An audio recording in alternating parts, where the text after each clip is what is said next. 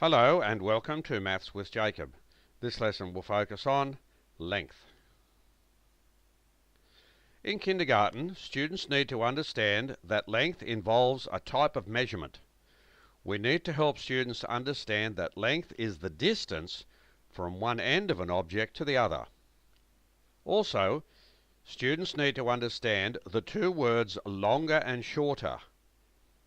These two words are used when we are comparing the lengths of two objects. Here's an example. We can ask the students to point to the long stick.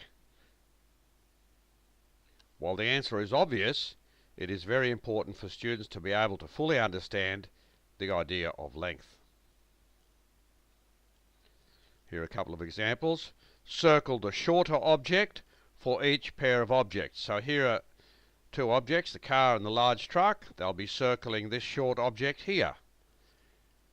Here we have these two objects. They'll be circling that short object there.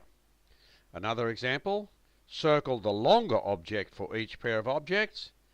They'll obviously circle this one. And for these two here, they will obviously circle that one. These are just a few examples, and you can give them many, many more and have much more discussion. Another example, ask students to draw one short object and one long object. They can colour the long object. Another example, ask students to draw one short object and one long object again. They can colour the short object. And some just other simple examples. These are just suggestions, and you can include many, many more. Students can be asked to draw one short tree and one tall tree, one short rope and one long rope, one tall man and one short boy, one long ladder and one short ladder. Students can be asked to compare the lengths of different objects in their classroom.